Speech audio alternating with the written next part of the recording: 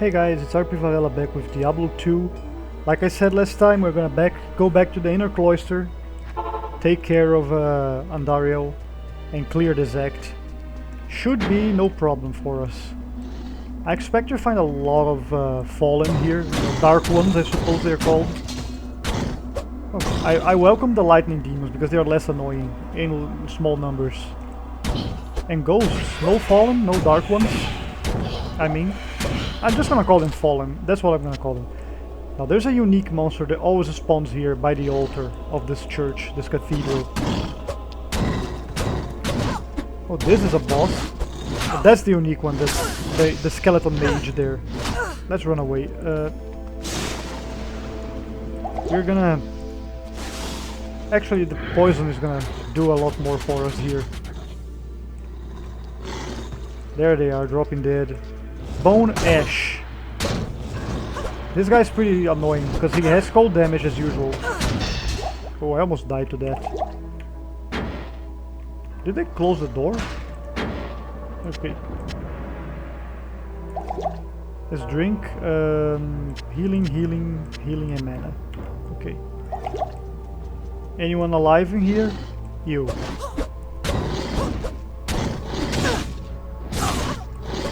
They too have cold damage. Oh, Storm Eye, cold damage. This is not a unique one. I mean, a super unique, I mean. They are unique, but not super unique. Super uniques always spawn in the same place. Always. Things like Blood Raven and Andariel. This Bone Ash we just killed. They will always spawn in the same place and have the same stats. Anyway, with that out of the way, let's see what's in here. Oh, chest. Yeah, he always spawns by the altar, Bone Ash. He's usually behind the altar. Maybe he saw us and moved in. So this is the catacombs. This place is eerie. The catacombs is the final area of this act. It has 4 floors, with Andariel sitting on the last one, and a waypoint on the second one. So we're gonna get to the second one first. Oh, we're gonna get down to them in order, obviously. I don't know why I said that there. But, yeah, there's a waypoint. That's what I was trying to say. Oh, these guys. They will be a problem way later. This rat man, the little... I think they're called pygmy demons. I'm not sure.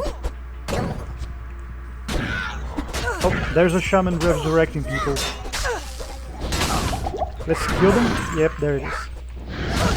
Another one.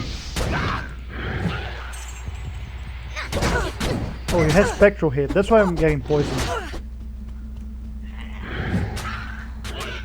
Make a poison cloud for them.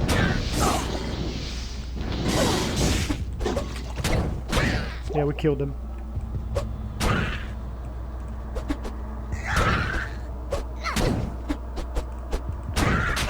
Alright.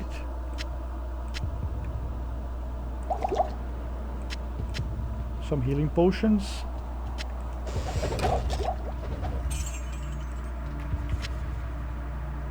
Ethereal items I don't even bother with. They sell for so little. So ethereal items were an addition in the expansion pack. And I don't think people enjoy them too much. The idea is you get an item that has lower requirements. So you need less strength to use it, less dexterity, whatever it is, to wield it. But on the flip side, they can never be repaired, so they will break, and there's nothing you can do about it. Unless you make them indestructible, which is like incredibly expensive to do depending on your character. Or you make them like, you give them the buff that makes them regenerate durability, if you can. Usually not worth it, almost never worth it. And what's more aggravating is that unique items can spawn as ethereal, which is the worst. Alright, this thing, yeah, cold damage is gonna help us a little bit for now. I'm gonna keep this charm. Charms will give you a buff as long as they are in your inventory, so just so you guys know why I'm carrying this around. Also why it's a good idea to identify them if you can immediately, because you will get a benefit. Can I get in, please? Thank you. Let's try to kill him quickly before the lightning damage piles up.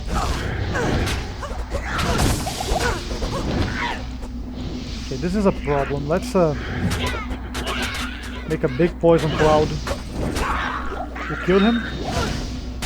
There are leaders here? Yeah, okay. This is a good thing about cold damage. When you kill an enemy with cold damage, there is a chance the body will shatter and break. I think you guys saw it there. There it is. When this happens, mages cannot resurrect the creature that you killed. So the shaman can never resurrect the guy that gets frozen and shattered. Because you can't resurrect a body if there is no body, right? Light healing. Okay.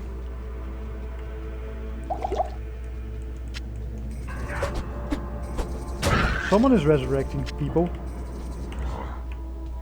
There you are.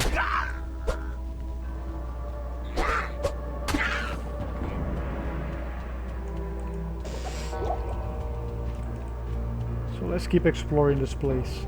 I went around the whole thing and didn't find anything useful. More ratmen.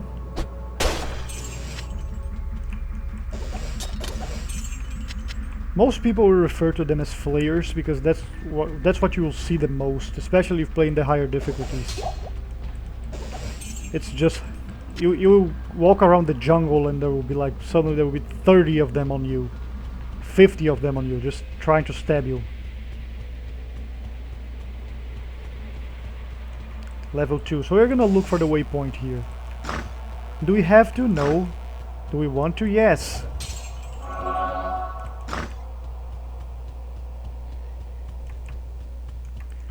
Poison them? Oh, he shattered. Yeah, cold damage is like as good as it is. You don't want to use it if you have a necromancer in your party with skeletons or revive, because they need bodies to resurrect. That you summon their skeletons, I mean.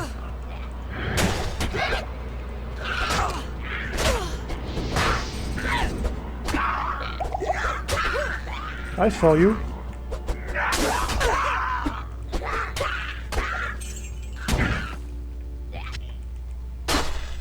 This one will never get back up.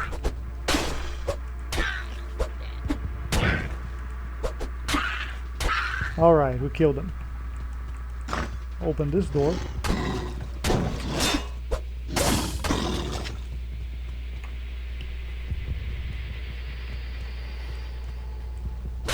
Oh, more shamans.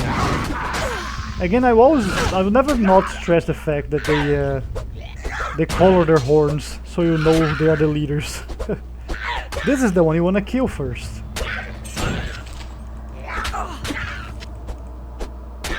Poke him. Alright, pretty good. Nothing inside. Oh, that's a bit problematic, isn't it? A boss monster. Okay, we killed this one. This one is giving us a bit of trouble. It's dead. Praise the poison. Okay, healing potion. I can't carry anymore. Nonsense, you're fine. More cash.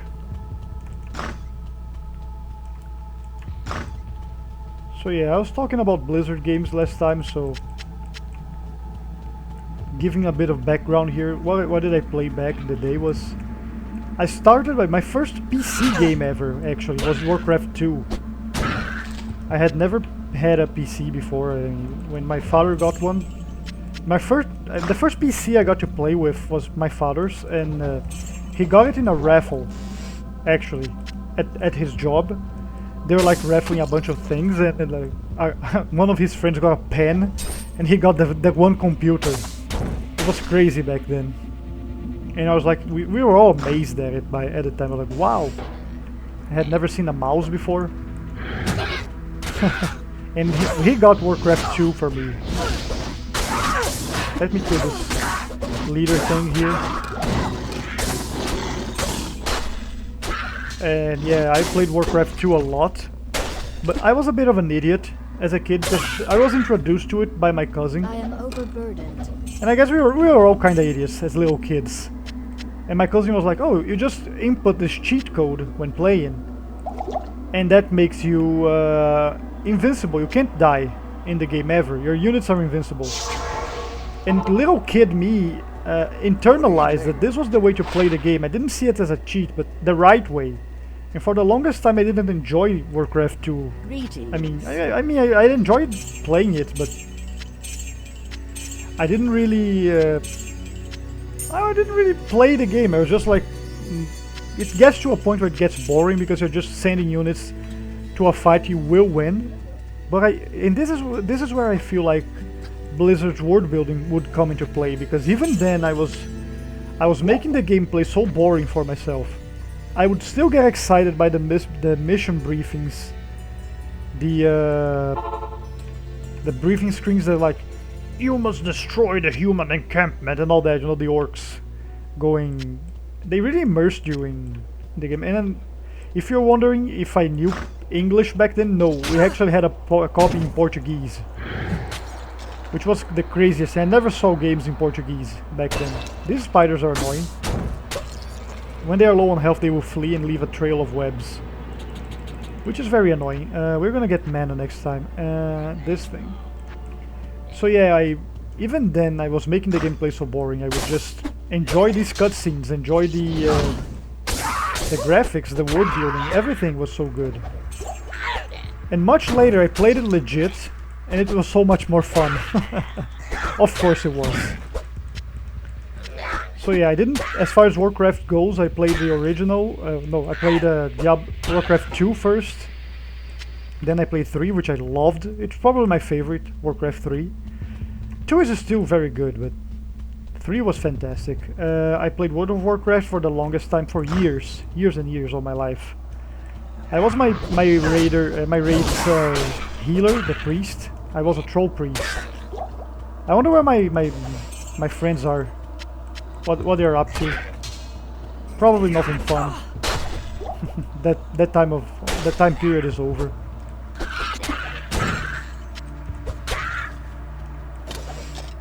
And I eventually played Warcraft 1. It was on GOG, so I got it there.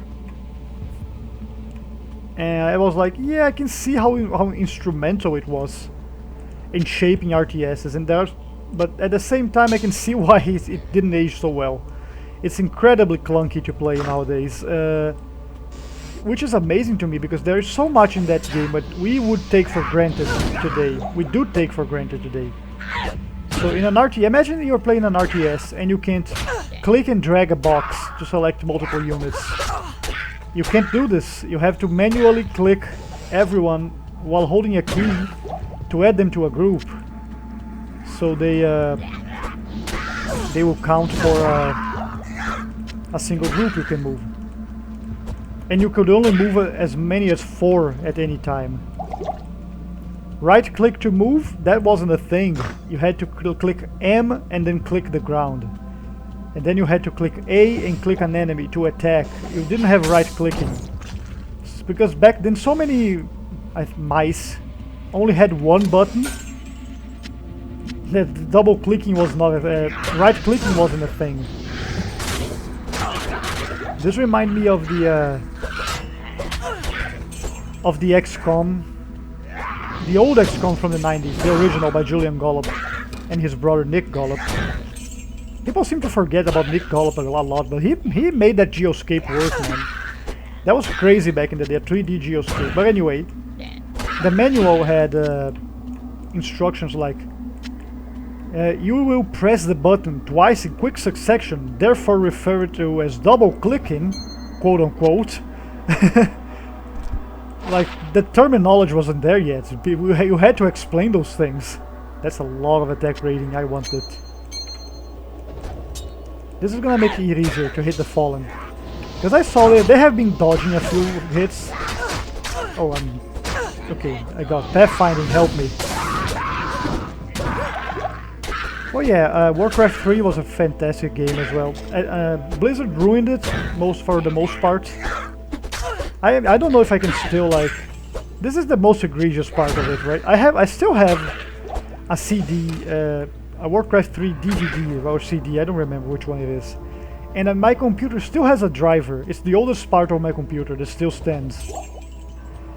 And if I wanted to, I could pop the disc in and play it, but if I patched it to the latest version, I would get the ruined version that Blizzard made nowadays. They butchered the original. And so this is the worst part, right? Blizzard can just from their office in Silicon Valley or wherever the hell they are, apply a patch to my game that is more than 10 years old and just ruin it. Just screw you, and you buy our new one now, or we are gonna screw the old one. Good day. It's messed up. It's very messed up. No, don't do this. And I sell this. I'm gonna sell it. This is gonna be worth a bunch of money. Oh, actually, go buy this back, sorry. This is gonna be useful in a moment. Very soon. We keep the better potions, of course. So we did find our waypoint. What you need? I need you to repair my items. I told you this. You know what? It's gambling time. I love gambling in this game. It's just such a good way of getting... I mean, items that are not amazing, but they're not like terrible either, just to make you carry you through the game. Yep, that's not gonna happen. Yeah, okay, let's reset this one. I'll risk it. That's very expensive. I can't afford it. Nope.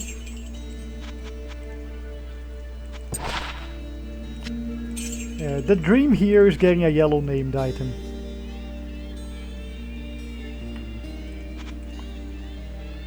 Alright, 10 more. 1. Nothing I want. 2. Well, that's gonna be the last one because we wasted so much money there. Don't count to 10 on this. Back down into the catacombs. Now we are looking for the exit to level 3. Ideally we want to clear this as fast as we can, so we can just get on with level 4 and Andariel.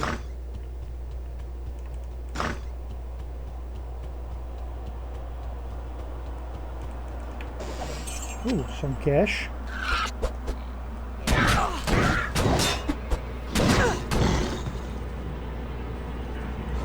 Oh, don't do this. Don't resurrect them. Now everyone deserves a second chance here. There's another one.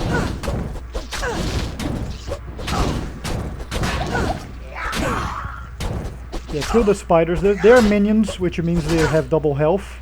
And it means there's a boss around here. One of those spiders is a boss. That one. Yep.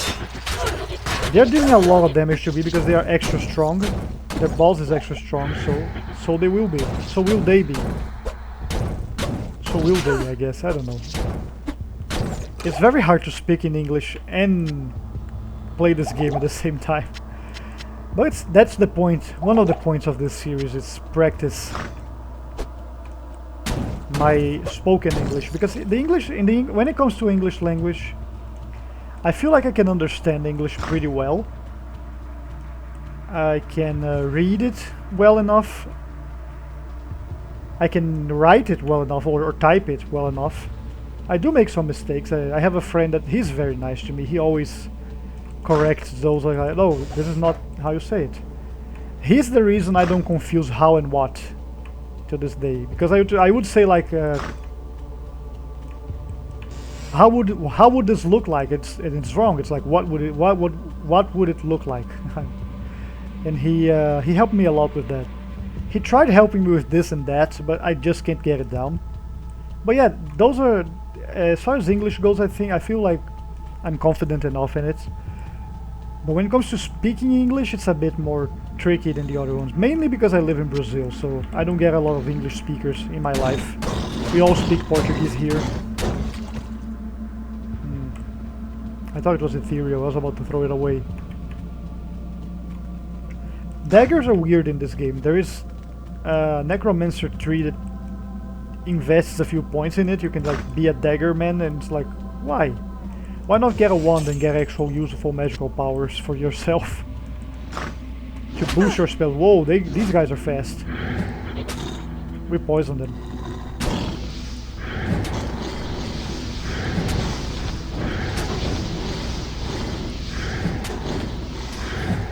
Yeah, the poison spear is the way to go here. It's just so good.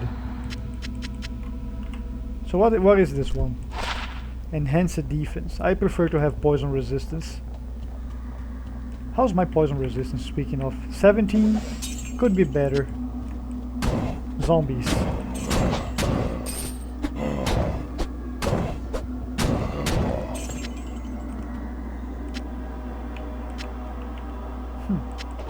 Double sockets.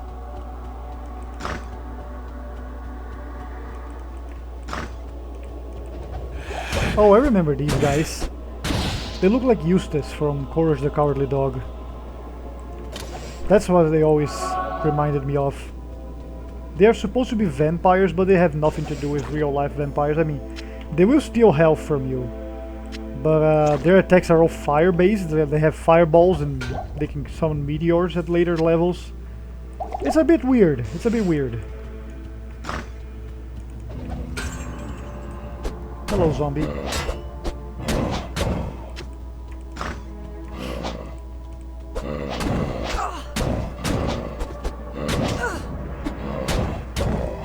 I don't know why they decided to make the weakest enemy in the game into an enemy you face in the final area of the level 1, of the Act 1 chapter.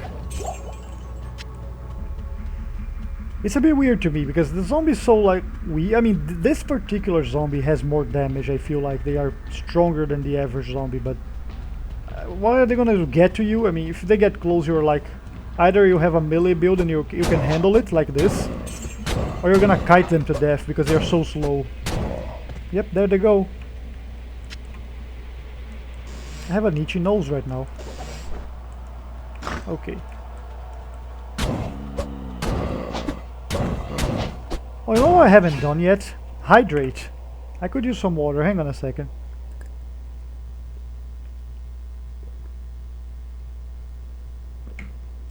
Alright. Always keep water by your person when you're recording things and talking for extended periods of time. So this is not really super extended. I mean, this is what, 2 hours? I mean, it's gonna be 2 hours soon. Not yet, it's gonna be 2 hours. Alright, so I feel like we go this way. Now let's open these chests.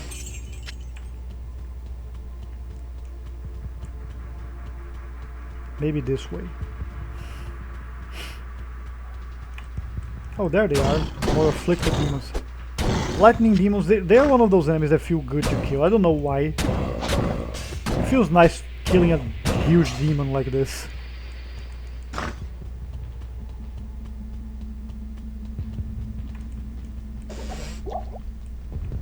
Potions. That's a lot of gold. Oh, not a lot.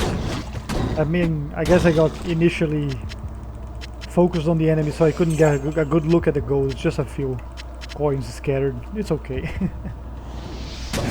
Oh, there they are. Oh, this one is a leader. Let's kill it. Yeah, curse doesn't worry me too much because these guys are magic based. They don't benefit from curses. There they go.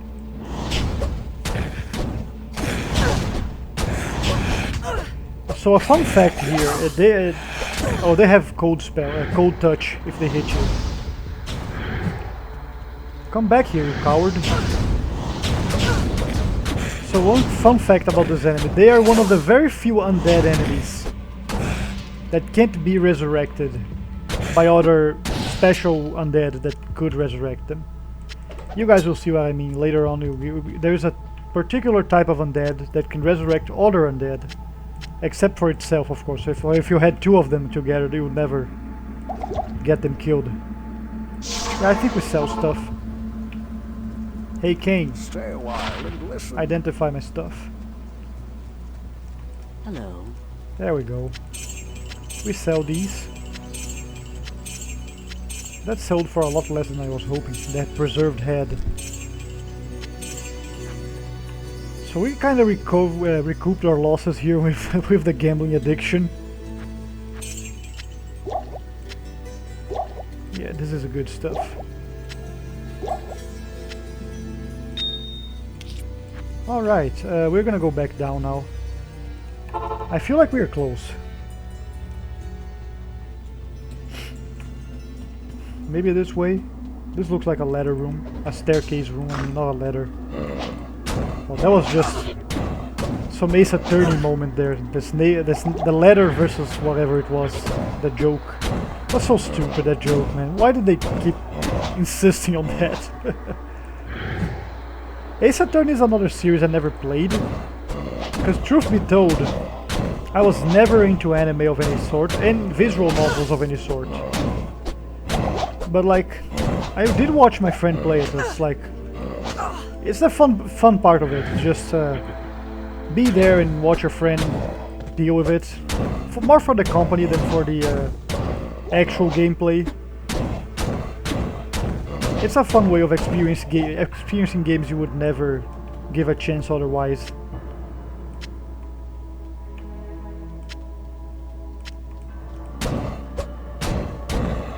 Crystal sword. Crystal swords break so fast. Is the short spear stronger than the pillen? I don't remember. Requires 40, requires 45. I'm not sure. This is messing me up. I usually have these switched. This seems stronger in a few areas. So damage, the minimum damage is higher, but the maximum damage is lower. This one deals fire damage, which is good. This one deals fire damage and poison damage. I say we give it a shot. See how it goes. Look, it's green.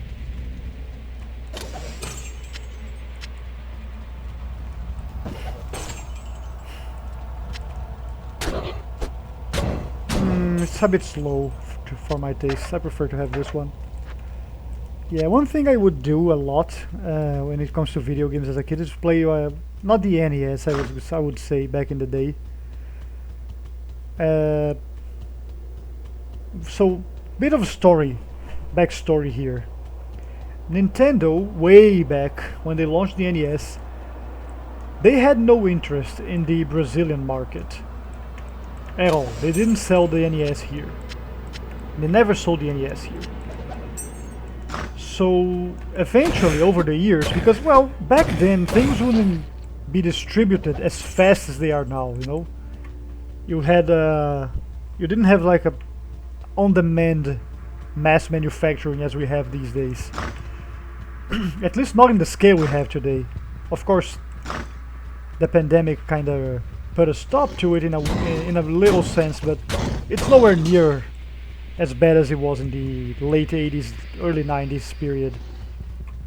So what happened then, after years of Nintendo just saying no, is, well, two things. First, Sega eventually released the Mega Drive, or, well, I guess Americans called it Sega Genesis, but the Mega Drive everywhere. And, well, it was a huge success here in Brazil. Brazil is the only country you can still purchase a Mega Drive to this day. They still manufacture them. Not only this happened, but mainly Chinese companies pirated the NES and made their own version of it. And they sold one in Brazil. I mean, they sold a lot of different ones in Brazil. You would get them in sweatshops and such. Clandestine shops. And what would happen is they vastly improved over the NES. That's the most amazing part, because you would get what's the equivalent of an NES with the cartridge slot. It would come with 2 controllers, which was, I think the NES came with 2 controllers too, which were like, it was not that rectangular controller the NES had. It was more anatomic friendly, like it had the little prongs most controllers have these days. The buttons were tilted like on the SNES, so to accommodate your fingers better. There were 4 buttons, not just the 2 A-B buttons. There were 2 more. I think it was like A plus, B plus. And actually, it came also with an adapter for Famicom cartridges. You could input into the... If you happen to rent a Japanese game, you would have a Famicom slot. So this is where Andariel is. And I remember playing a pirated game that was like 65 games in one. Where 20% of the games were like rehashes, 10% of them would never work. But man, I love that cartridge. I used to play a lot after school. I'll get home from school, not even change clothes, just sit on the floor and play for a long time. I don't know how I take this and didn't get my back broken so hard. Because kids are built strong. They can sit on the ground and not feel pain. If I sit on the ground for 10 minutes, I'll need help to get up, probably. I'm not that old. I mean, I'm 34. All right. But yeah, age, man, takes its toll over the time. So we killed a bunch of monsters. This is mainly to clear the way, so we can face Andariel without much trouble. More falling. We are luring them over here, so they don't resurrect, hopefully. This is the cheese strats. We're having trouble hitting those guys. Okay, you come to me. Zombie, I don't need you right now. So let's see if we hit Andariel from here. Oh, I hit a fallen warrior. There she is.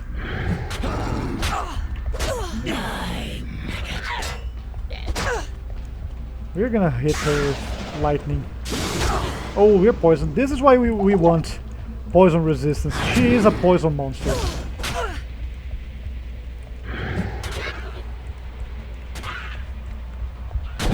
We're gonna tank her for as long as we can.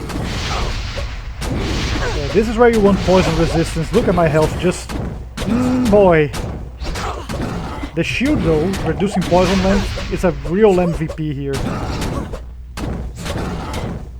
We're gonna kill her just fine, aren't we? Man, this shield is just gonna carry us. Yep. Not even worried. Not for a second. Burn!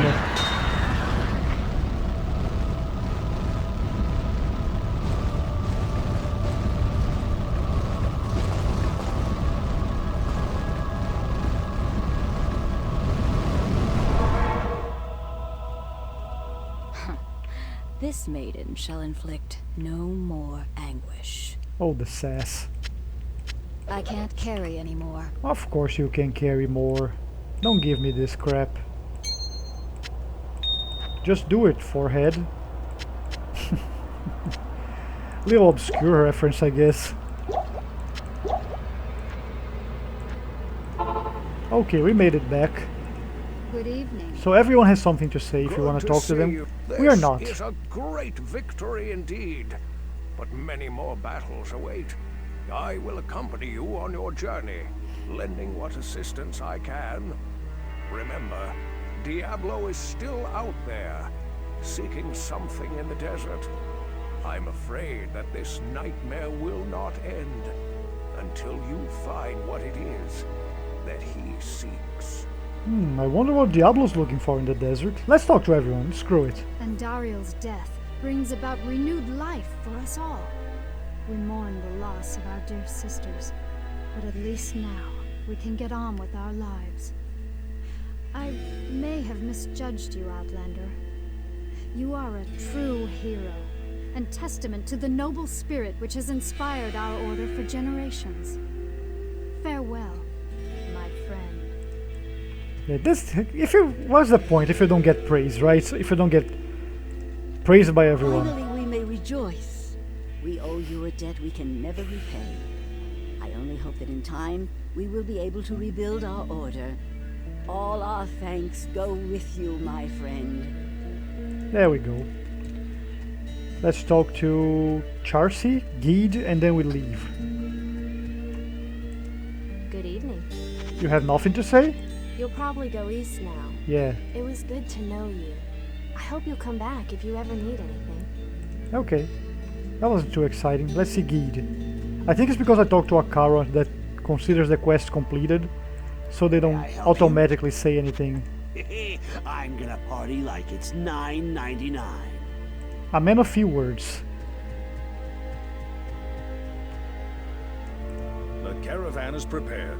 We may now journey eastward to Lut Gholein. Lut Gholein is my favorite area in the whole game. Did I identify my items? Evening. Okay. Don't try to pull a fast one on me, Deckard. Good evening. So we're gonna go east, and that marks the conclusion of Act 1. Ooh. I forgot we didn't actually get to see the cutscenes. I should have played them. Oh well. We traveled east, over the mountains and into the vast deserts of broken lands. As the days passed, my companion told me of himself, that he had once been a great warrior, and that a dark and secret burden now weighed heavily upon him. We traveled for an eternity across that arid wasteland. How long? I couldn't say. And always, a dark cloud seemed to follow us just over the horizon. Finally, the journey ended. We climbed the last bridge. There below us lay our destination. The shining jewel, Lut Gholein, with a great sea beyond. We made camp there last night. Perhaps it was the warm desert wind or the sound of the ocean, but for the first time in many weeks, I slept. However, the dreams returned, but these were clearly not my own. I beheld a vision of a great man, the mage, Talrasha. You were there too, Tyrael. I remember seeing you in my dream. His brethren had cornered a great demon, Baal, the Lord of Destruction, who had been set loose upon the world. They attempted to imprison the demon within a sacred stone. Yet when their attempts failed, Talrasha selflessly volunteered to contain the demon within himself, completing the prison. He instructed his brethren to bind him within a tomb, buried under the sand, there to wrestle with the demon for all eternity.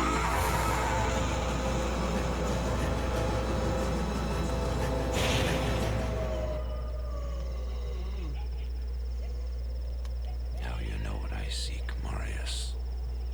This is my brother. Sleep now. We set out with the dawn.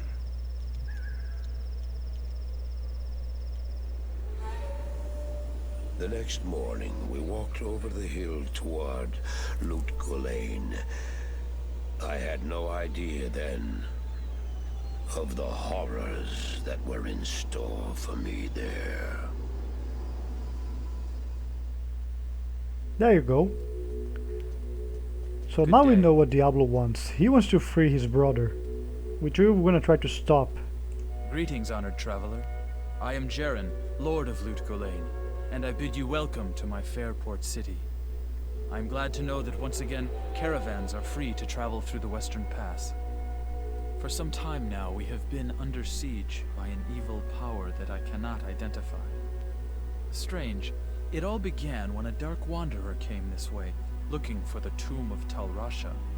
No one knows exactly where Tal Rasha, Keeper of Baal, is entombed, but it is certain to be far out in the desert. Now my people whisper tales of the dead rising from their tombs, and horrible creatures lurking amongst the moonlit dunes. Even I have witnessed things which I cannot explain. I've ordered the port closed and all trade ships moored until I am sure that my city is safe. Atma, the tavern keeper, has an important mission for you. Go see her immediately. You'll find her on the other side of town. Now I must return to the palace. I apologize, but I can't invite you in. Things are rather a mess right now. Alright, so this is the leader of Lutgul and Jeren, the young prince. Now that Andariel is dead, I can return and outfit the rogues properly. Once I've made some trades here, I'll be free to head back to their monastery. Let me know if you want to travel along. Thank you, Loriv. Let's talk to everyone in the city, introduce ourselves, get to know the place.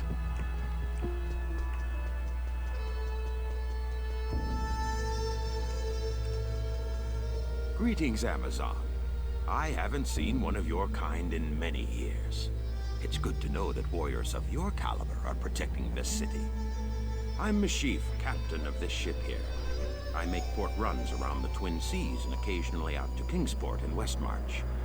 I haven't sailed anywhere lately, though. Jeren has ordered me to stay docked here in case of emergency. So yeah, the city's in trouble. They might be attacked at any moment, so they want to have an escape plan. Which is sensible, I suppose. Let's talk to everyone around here. Kane, do you have anything to say about the city? Not really, huh? I know much about the ancient religions. I was trained as a paladin of Zakarum in the Eastern Koras Temple many years ago. You should have said your name, Farah. How do I know I can trust you, hmm? You may be as shifty as that pack rat Elzix who runs the inn. But if you need a potion, though, I suppose I can make you one. For a price, of course. What's with these people not saying their names, man? This is not how you introduce yourself. Okay, a few more to go. You look like a sturdy adventurer. You know, I used to be quite the scoundrel in my day. I led the fiercest group of bandits who ever terrorized these sands.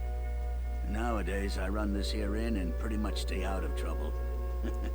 My days of adventuring are behind me. I like this a lot. The characters have so much backstory. We never get to see any of this, but it's there, man. It's in the world build. I bet you wonder how this town manages to stay safe with all the trouble going on out in the desert. Well, I can tell you that it's got nothing to do with the local town guards. They're all in the palace for some reason. Jeren hired me and my mercenaries to help keep the peace around here. We're not cheap, but we're the best this wasteland has to offer. So there we go. The palace guard, the town guards are all in the palace, and he hired some militia mercenaries to protect the town. So what's going on here? I've heard that you are responsible for banishing Andariel back to the burning hells. I'm impressed, stranger. That couldn't have been easy. My name is Drognan, and I know what you're up against, my friend. You ought to look over my inventory of items for trade. It's so cool, such a cool game, man. I love this area. Now, before we talk to Atma here, we're gonna talk to one more character. That town drunk. I don't know why you people keep pestering me. Grays seems to have this place locked down nice and tight. Not that I couldn't have done the same. I've proven my valor in combat plenty of times. Sure you have, buddy. I don't expect this of you, but if you want to help me, I would be grateful. In the sewers below our city, there lurks a horrid creature that hungers for human flesh. The creature has killed many, including my son and my husband. If you destroy it, I will reward you. Please, be careful though. That beast has taken enough from us already. The sewer entrance is through the trapdoor, just up the street. Can you speak up?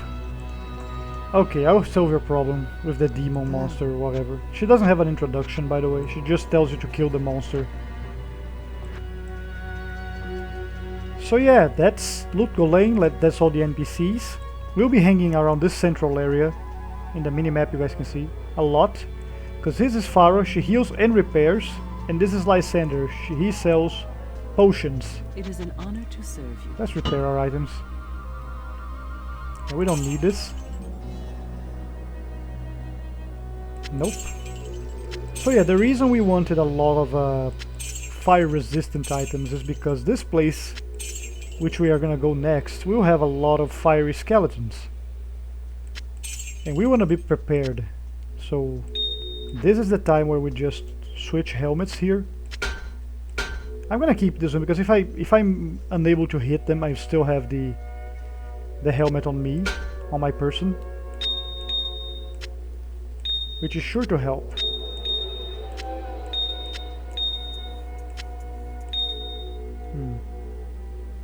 Let's organize this a little bit.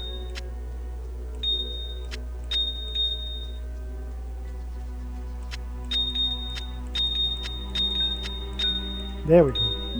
Nice and easy. So yeah, I'm gonna stop the recording for now, but thank you guys for watching. I'm RP Varela. If you like my content, like, comment, and subscribe, all that good stuff. And I'll be here next time with more Diablo 2 as we explore the second act and see what we find. I'll see you then.